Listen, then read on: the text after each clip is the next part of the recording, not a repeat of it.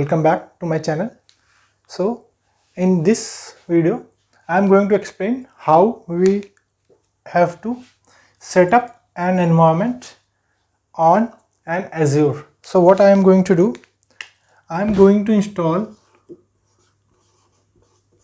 Oracle EBS application on your Azure platform.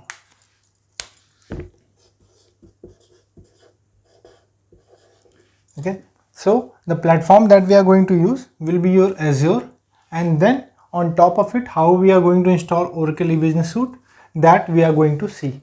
So to give you an overview how the implementation would be done, so the first important thing is that we have to go ahead and set up an Azure environment. So the hardware or the platform that we are going to use, the infrastructure, that will be your Azure, and on top of it we are going to install my Oracle E-Business Suite.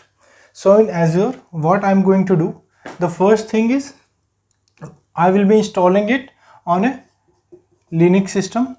So I'll be using OEL 7.9.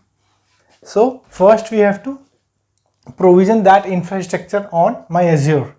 So you have to first provision a VM. Okay, so I will provision a VM. So right now in this example that I'm going to show in my video, that I will be using a single instance where my EBS database and application would be installed. Both would be implemented on a single server. So I will be using this VM single server for my EBS setup. So this VM will be provisioned based on OEL 7.9, but I don't want this VM to be accessed publicly. I don't want any public access direct to this VM.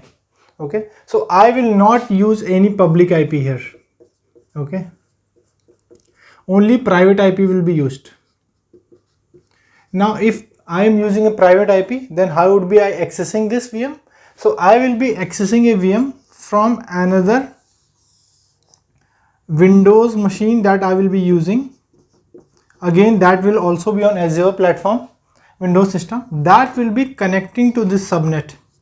Okay, and here I will be showing to do peering, how we peer the subnet between this VM and this VM. So the private IP of this VM will be accessed only from this Windows system. I cannot access this IP from anywhere outside. Okay, so this will be my internal network that will be developed inside this VM. Once this is done, once you have that set up, you have the specific resources, specific infrastructure that is set up, then on top of it I will be installing my EBS. So my EBS now will be installed on my VM. So I will be installing my EBS on this VM. Okay, and this Windows machine will be accessed publicly. So this machine would be publicly accessed. So anyone wants to connect to this server, they have to first connect to Windows machine. From Windows they will connect to PuTTY, or they want to access the application, they will use Internet Explorer or any other browser to access the EBS applications from this machine. Okay, so this machine would be publicly accessible. Once my infra is set up in my Azure, okay, then I am going to go ahead and install the EBS on my system here. So we will be seeing that as well. So I will be dividing this video into two parts. So first part we will be preparing this Azure setup, and in second part I will be doing the installation of your EBS. So if you want to know the installation of an EBS, so the second part you can also use it directly on your on-premises system as well. If you have the Linux system, you have all the resources already available with you, you can directly use that video for your installation. So here I would be installing the prereq RPMs, all the users that are required, or the required setups. Okay, then I will create your stage area, then build stage area, download before that setup you have to have download the software. Okay, and then install and validate your EBS application. So this we will be doing on your Azure platform. So I hope this is clear. So now let's see how we are going to implement the same on Azure. Now let's see how we set up a Azure infrastructure first. So what I will do, I will log into my portal azure.com. So as we already know, so we have logged in, and then what I have to do, maybe you can come to your home, and from home simply you have to click on virtual machines.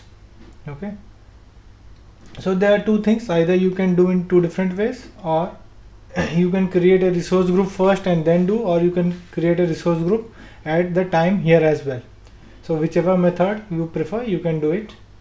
So let's say I will create from here, create virtual machine.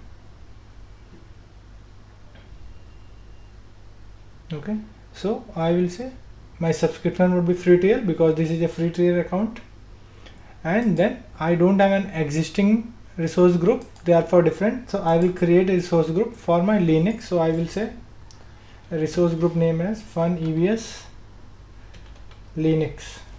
Okay, so whatever specific Linux servers and their resources would be there, that I will be keeping in this resource group. I will click OK, and then I will give a virtual machine name. So I will say my EBS app 1.lab. So I will give the name of the machine.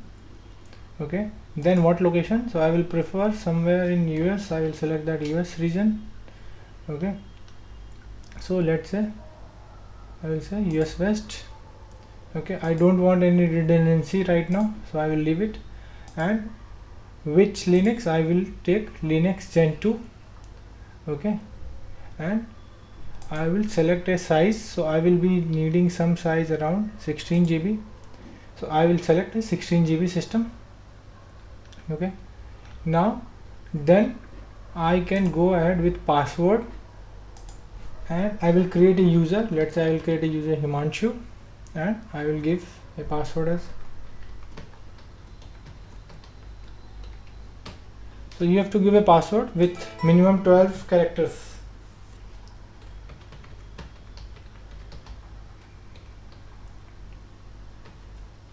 Okay, so the password should match. It has done, and the allowed ports are only 22 that I will access. Click next. Okay, now the disk I will use normal standard SSD. Okay, and right now I will just take a standard disk. Right now I'm not doing anything, we will see it further how we are going to use. And then I will come to networking. Okay, so in networking, if you see, it will create a new virtual network that will be Fun EBS Linux VNet. That is fine for me, and a subnet. Okay, so what subnet you want? So it will create a default subnet at 10.0.0. so I will keep it as it is, and a public IP. So I don't want any public IP, so I don't want my Linux VM to be accessed by anyone outside. So I will disable my public IP, so no public IP will be aligned to this particular machine, and that will be all. And I will click next. So my subscription and everything is fine here, so I will click as it is, next, next, and I can give tag. So I will say name EBS Linux app. Okay, you can give, so that all the resources that will be included, they will all have the name related to this, that these are related to this particular machine. So I'm giving a tag value and create.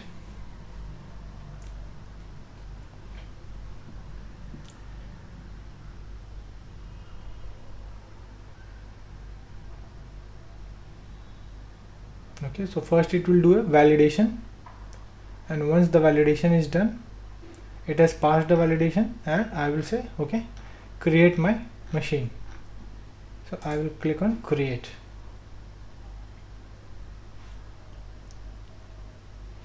So if you see, the machine would be started to create. So it is submitting for deployment. and if you see, the machine would be started to deploy.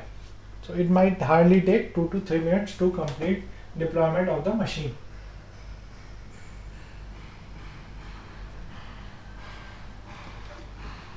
Okay, so let's wait, let it complete. So it is doing the network and other network security groups first, and then the VM would be enabled.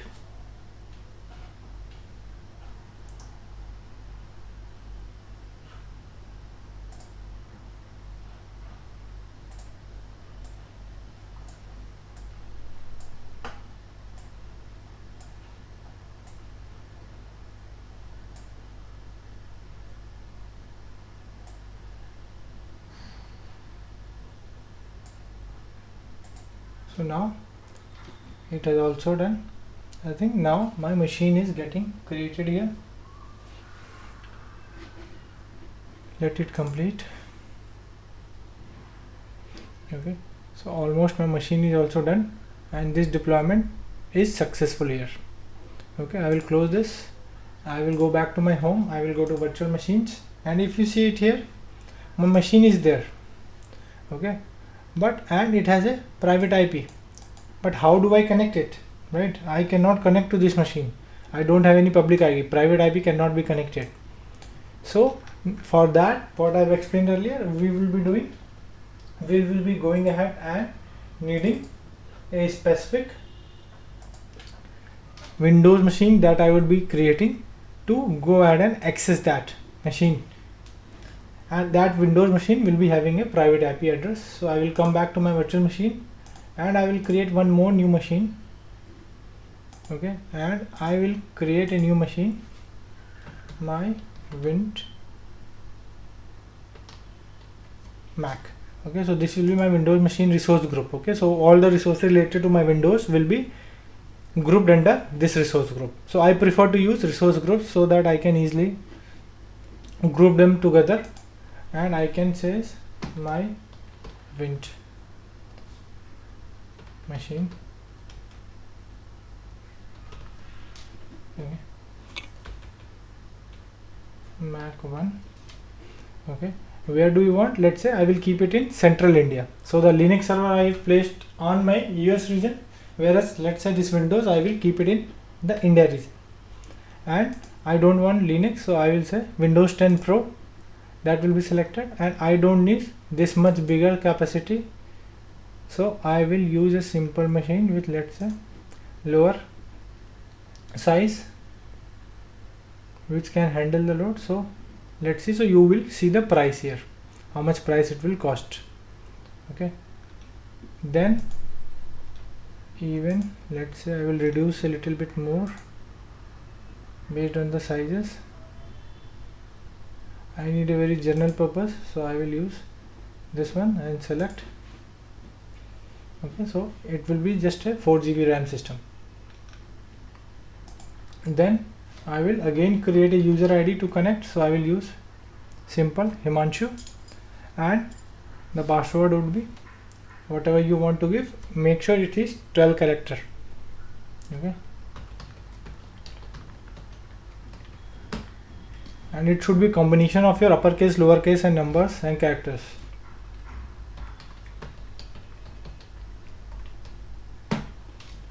Okay, now this is done. So for Windows, whenever you allow, you have to connect via RDP. So this is the RDP 3389. I will select on disk. Again, I want just standard disk. I don't want any premium disk, and I don't need any extra disks. Select. Okay, and other things will be the default. I don't want to make any changes here right now. And name all the resources my Wind Mac 1. Okay, so for my Windows machine, this is the specific value, and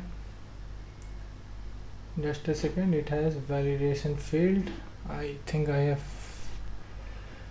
not selected something. I will come back here. Okay, sorry. So I have not selected the Windows license. Okay, click next, next, next, next. and it will validate first, and once the validation is done, then it will start doing.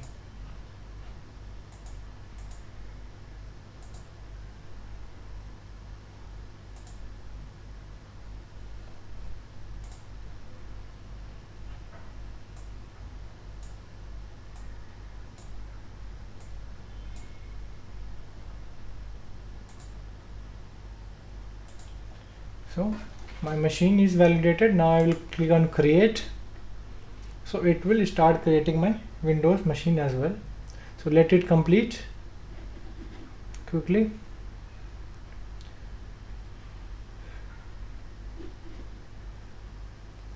I will pause the video for some time. So now my Windows machine is also created. Now let's go back here and see my virtual machines. So I have two machines now, my Windows and my Linux. So if you see my Windows machine, I have a public IP which I can connect. So if you are on Windows, you can simply do an RDP. Okay, so what I will do, I will copy it, and as I am on Linux, so I have a different tool, so I will use that tool to connect to this RDP.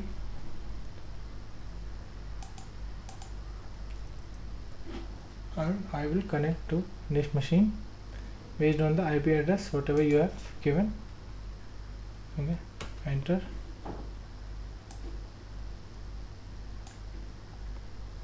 Okay, so it will ask accept, and I will give my user credentials that I have used, Himanshu, and my password.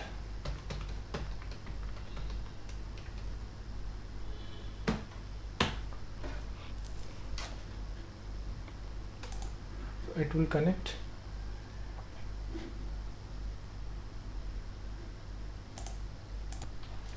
So the machine is coming up, so I will accept, and I will go to dynamic resolution. So this is my machine that is up and running now.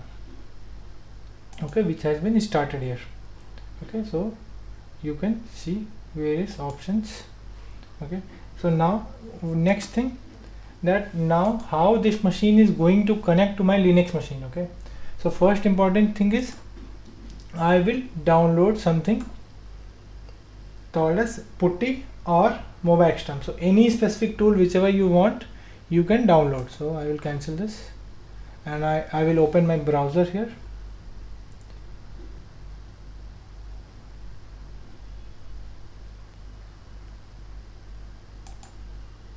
Okay, and I will go to Google.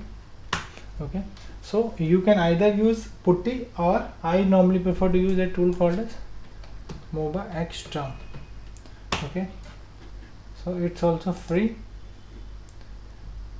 so I will prefer this one. So I will download it quickly and install it. So home edition is free, download. Okay, you have both portable or installer, whichever you want you can download. So I will use the installer one, and it's almost done.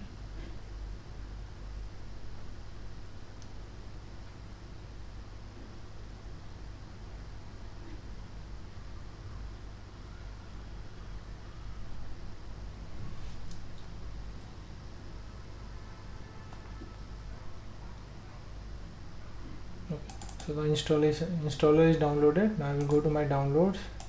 I will extract here, and I will run the installer for MobaXterm. I will accept, and it's simple. Next, and install. Finish. And now I will close this browser page.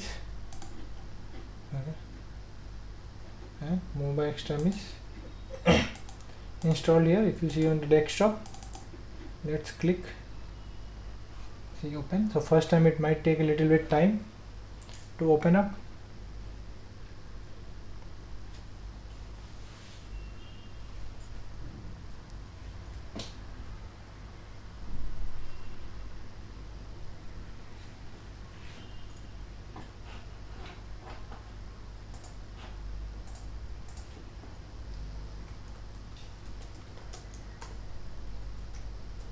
So my mobile xterm is open now.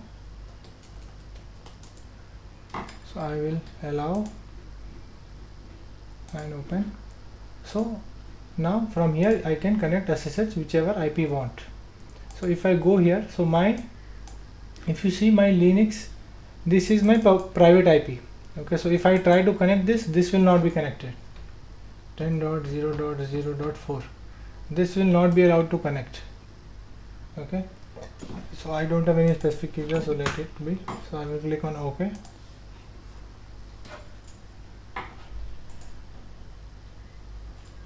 Okay, but it will not connect. If you see, it will not be able to connect here. So I will close it and cancel this. Okay, now if I come back to my virtual machines and see my Windows machine here, see it also has a specific private IP which you cannot connect. Okay, so public IP can only be connected. Now here what I will do, there is a concept of virtual network peering. Okay, so now what it will do, virtual network peering will enable you to seamlessly connect between two or more virtual networks in Azure. Okay, so they will appear as one. Okay, so you can easily connect between the two different virtual networks. Okay, so there are two types normally. Which one is, first one is your virtual network peering, that will connect between same region, and global virtual peering which will connect across multiple Azure regions. Okay, so now what we will do, we have to create a connectivity from my Windows to Linux. Okay, so if I come to my Windows again, if I open my Windows and if you see networking here, okay, so this is my network. Okay, so if you go ahead and see my Windows network, okay, so I will click my network, so it will go to my Windows network VNet that is created. So let it open. Okay, so that is the network interface and that is used here. Now what I am going to do, in the same, if you open the network resource, okay, that you can find from here, from your machine, you can see a option as peering. Okay, so you have to click that option. Okay, and right now I don't have any peering created, so I will create a peering. What I will do, from Windows to Linux, so I am doing from Windows to Linux, allow, and that will be default, and remote virtual network, so I will give the same name. Okay, and free, and which virtual network I want to connect, I want to connect my Linux virtual net. I will select that and other values will be default and click add. Okay, so what it will do, it will create a peering from my Windows to Linux network. Okay, so the Linux network that is there and the Windows network, they will be connecting. So it will take some time to create. Let's it complete.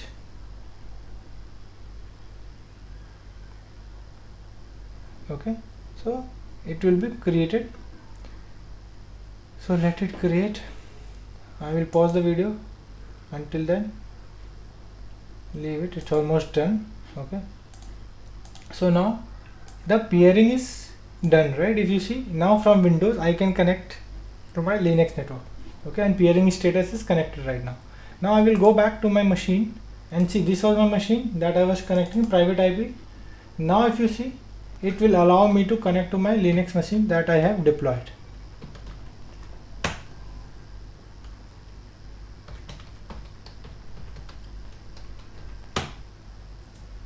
And I will save this, and first time, because you are using MobaXterm, so it can save the password for you, so next time you don't have to give it. Okay, so I am connecting to my EBS here.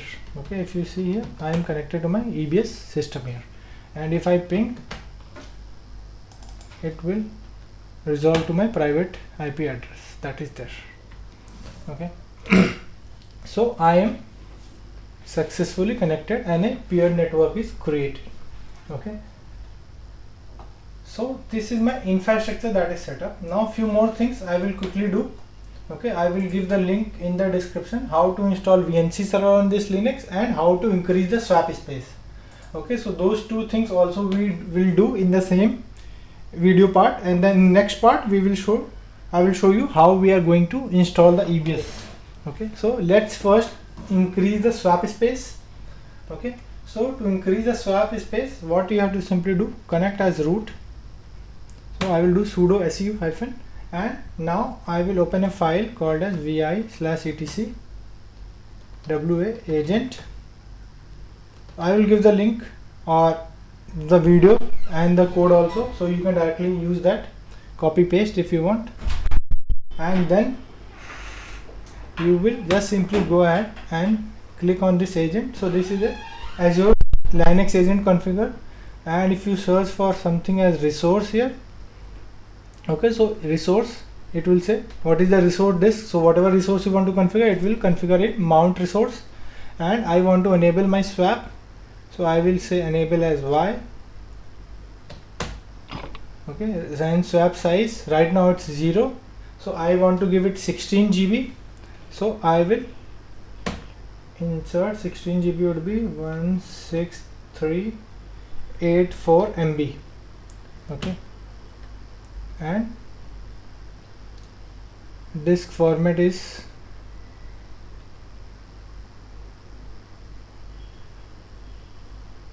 Y.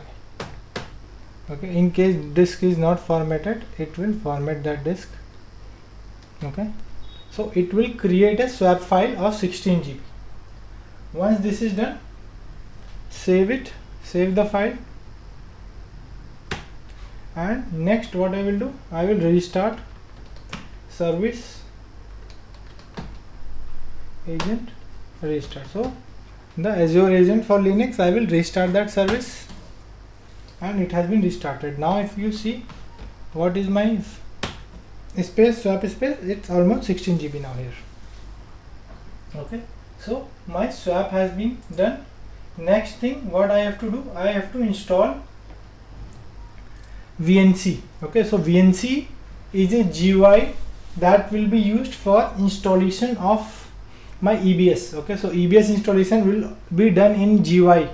So to enable that GUI on a Linux system, we will normally prefer VNC servers. Okay, normally the servers or enterprise Linuxes are non-GUI based. So to enable the GUI part in it, we install normally VNC server, which will be used. So to install the VNC, again I will give you the link in description and the codes as well. So what I am going to do, I will just do yum install tiger VNC. Okay, server, sorry, my spelling is wrong.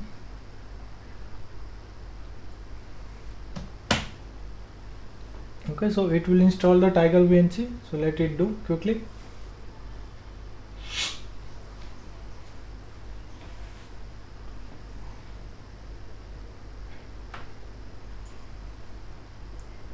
And I will press Y.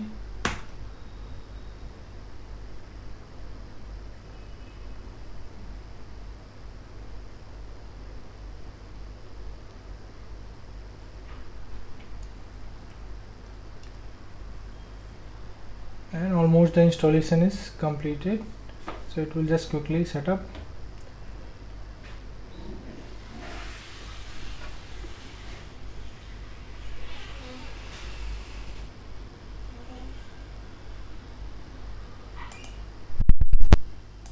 So my VNC related RPMs are installed. I will install few more that are required.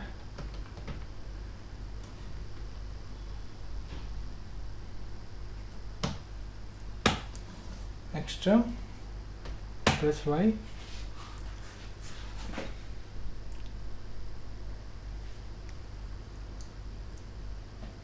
So this is done, and I will install something else. So if I want a better user interface or graphics mode, so I will install the GNOME based GUI, so that the GUI look and feel would be better. So I will install two things, yum install xclock, normally I install to verify that GUI is launching fine, and the next thing I will install the GNOME. So to install GNOME, simply you have to do yum hyphen, so -y group. So this is a GUI install group, install gnome base -x. Okay. So it will quickly install the gnome based desktop, so the GUI will be much better user interface. So let it complete quickly.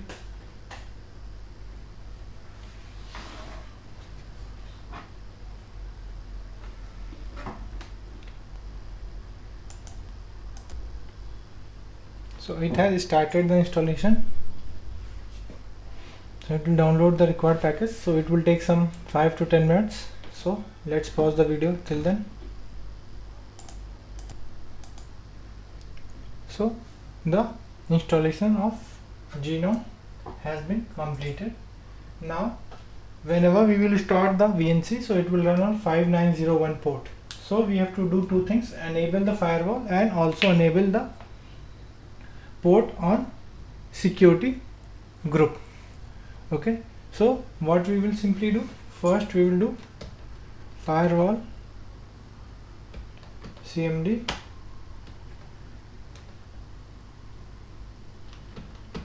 permanent add port 5901/TCP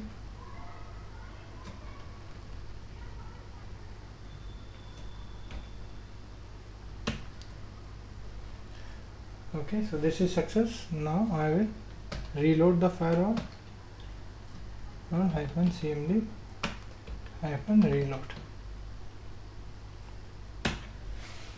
So firewall has been reloaded.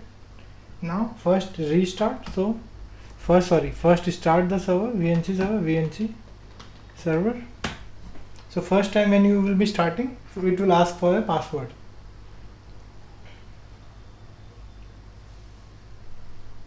So let it start. Meanwhile, what I will do, okay, it has started first. I will give one password.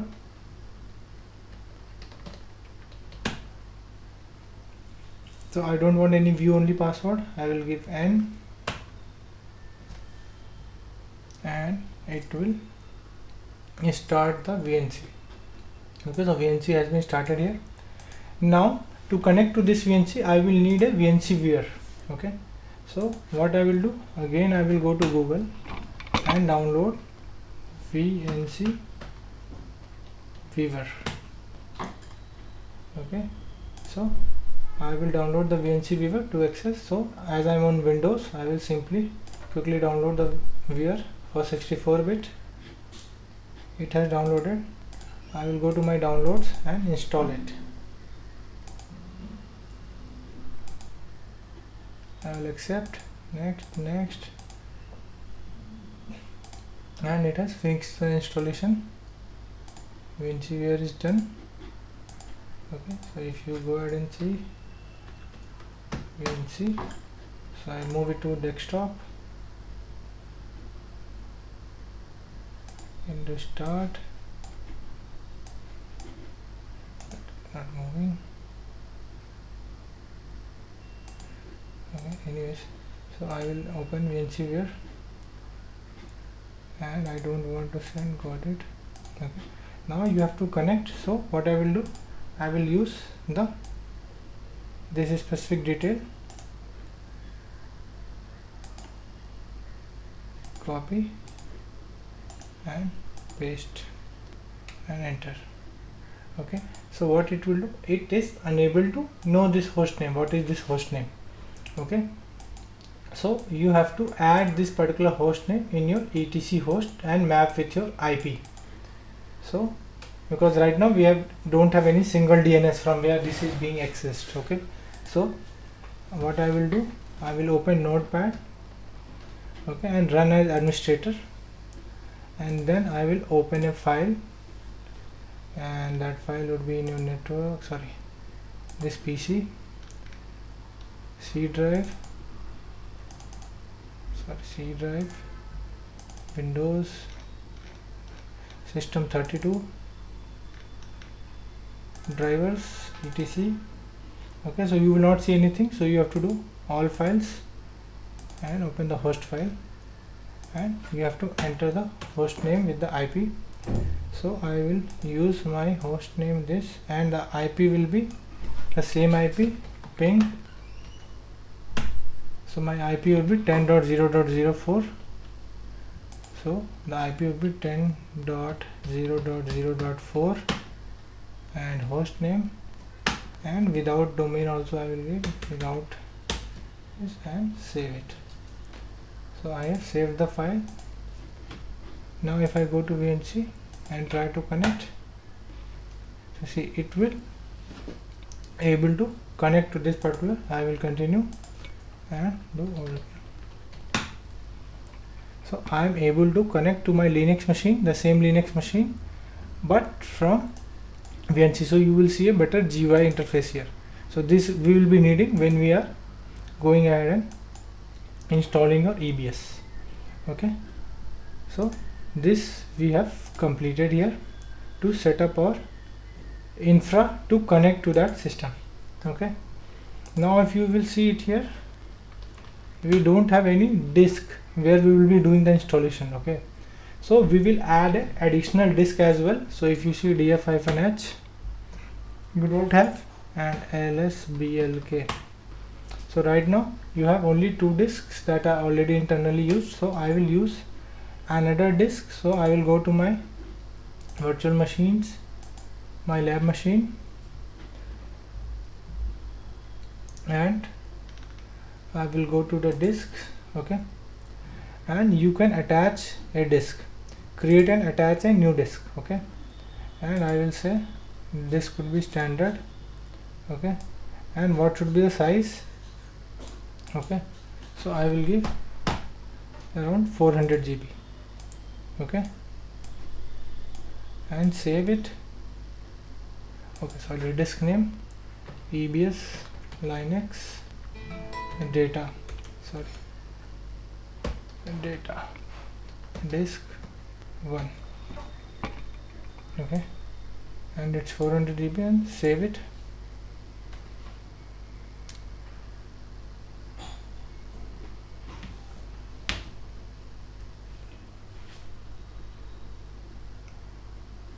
So it will create a disk and attach. Let it complete. Okay, so the disk has been created. Now it is updating the virtual machine with the new disk.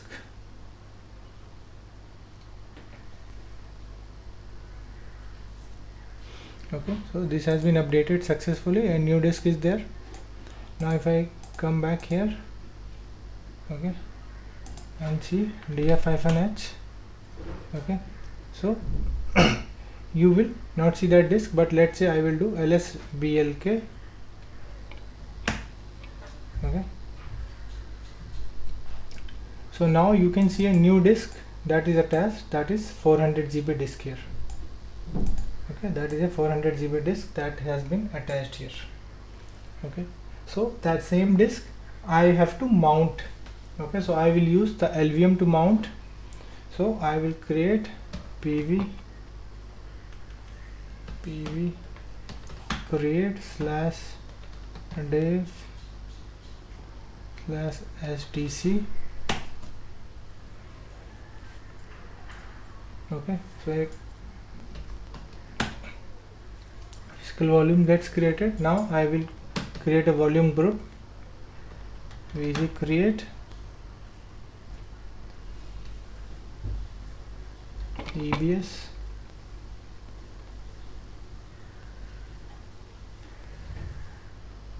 /01 disk, and where in this. Okay, a volume group is also created, you see, which has around 4 GB. Now I will create a logical volume on this. Okay, so I will create a logical volume using the lv create command. So you can simply use the lv create command. Okay, so what you will do, lv create, okay, and I have to simply give the name -n, and I will give the name as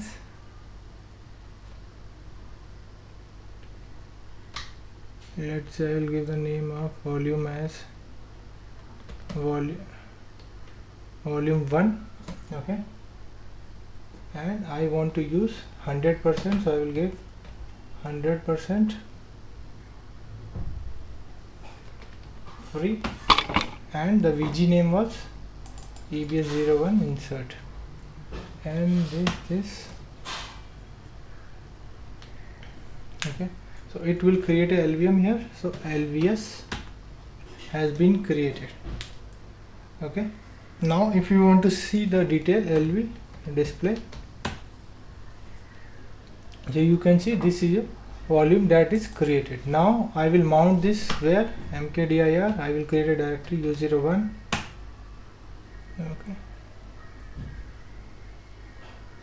Okay, just a second.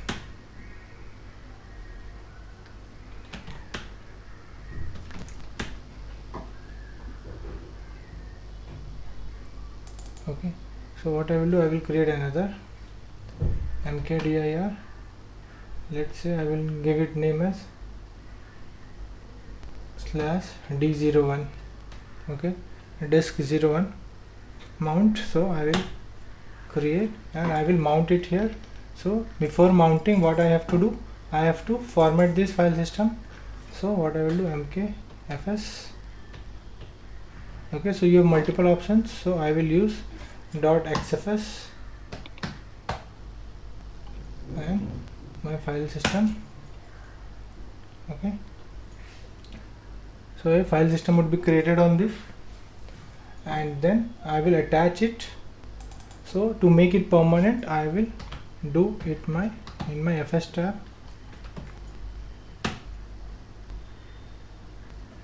Okay, so what I will do, I will simply go ahead at the last and I will give my disk name.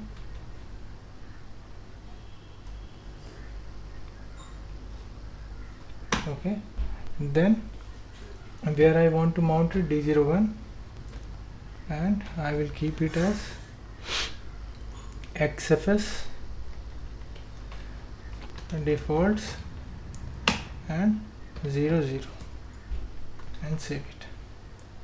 Okay, and now simply what I can type, mount /d01, and it has been mounted successfully. Okay, now if you see, D01 has been successfully mounted here. Okay, so we have prepared all the infrastructure that is required for my EBS. Now next thing, in the next part I will show you how to install the EBS, what are the EBS related RPMs and everything that we'll be installing in the next part. So this was all for this part. Please watch the next part for how to go ahead and install my EBS. Okay, thank you.